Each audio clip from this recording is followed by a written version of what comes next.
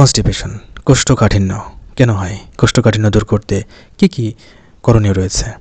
শিশু থেকে শুরু করে প্রাপ্তবয়স্ক এমনকি বৃদ্ধদের ভিতরে ওই কনস্টিপেশন বা কোষ্ঠকাঠিন্যের সমস্যা হয়ে থাকে। কনস্টিপেশন বা কোষ্ঠকাঠিন্যর অনেক কারণ রয়েছে, বিভিন্ন কারণেই এই কনস্টিপেশন বা কোষ্ঠকাঠিন্যের সমস্যা হয়ে থাকে। অনেকেরই আবার দীর্ঘমেয়াদী কনস্টিপেশন বা কোষ্ঠকাঠিন্যের সমস্যা দেখা দিয়ে থাকে, দীর্ঘদিন তিনি এই কনস্টিপেশনের সমস্যায় ভুগতে থাকেন। কনস্টিপেশন বা কোষ্ঠকাঠিন্যের সমস্ত কারণগুলো রয়েছে, তার ভিতরে বলতে গেলে একটি হচ্ছে খাদ্যাভ্যাস, আরেকটি হচ্ছে লাইফস্টাইল। খাদ্যাভ্যাসের ভিতরে বলতে গেলে এমন কতগুলো খাবার রয়েছে যে সমস্ত খাবারগুলো বেশি মাত্রায় গ্রহণ করলে কনস্টিপেশনের সমস্যা দেখা দিতে পারে। অতিরিক্ত তেল, চর্বি, ভাজা পোড়া জাতীয় খাবার, এই সমস্ত খাবার অতিমাত্রায় গ্রহণ করলে কনস্টিপেশনের সমস্যা দেখা দিতে পারে। এছাড়াও অন্যান্য কিছু খাবার রয়েছে।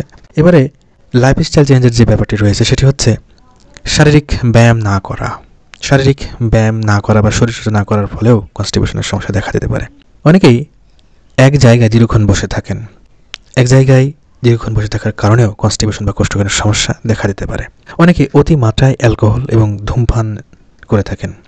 অতিমাত্রায় অ্যালকোহল এবং ধূমপান এর অপব্যবহারের ফলে কনস্টিপেশন বা কোষ্ঠকাঠিন্যের সমস্যা দেখা দিতে পারে। অপর্যাপ্ত ঘুম, কারো যদি ঘুমের কোনো সমস্যা থেকে থাকে, যদি কেউ রাত জেগে থাকেন, তাহলে কিন্তু তার এই কনস্টিপেশন বা কোষ্ঠকাঠিন্যের সমস্যা দেখা দিতে পারে।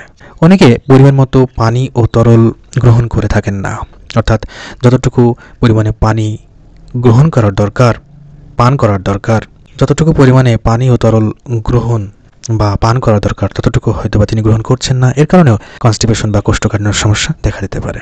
গর্ভাবস্থা একটি বিষয়, গর্ভাবস্থায় অনেকেরই কোষ্ঠকাঠিন্যের সমস্যা দেখা দিতে পারে। এছাড়াও আরও অন্যান্য কিছু কারণ রয়েছে যে সমস্ত কারণে কনস্টিপেশন বা কোষ্ঠকাঠিন্যের সমস্যা হতে পারে। ওষুধের পার্শ্ব প্রতিক্রিয়া, কিছু নির্দিষ্ট ওষুধ রয়েছে যে সমস্ত ওষুধ দীর্ঘমেয়াদী গ্রহণ করার ফলে একটি সময় কনস্টিপেশন বা কোষ্ঠকাঠিন্যের সমস্যা দেখা দিতে পারে। এছাড়াও আরও অন্যান্য কিছু কারণ রয়েছে।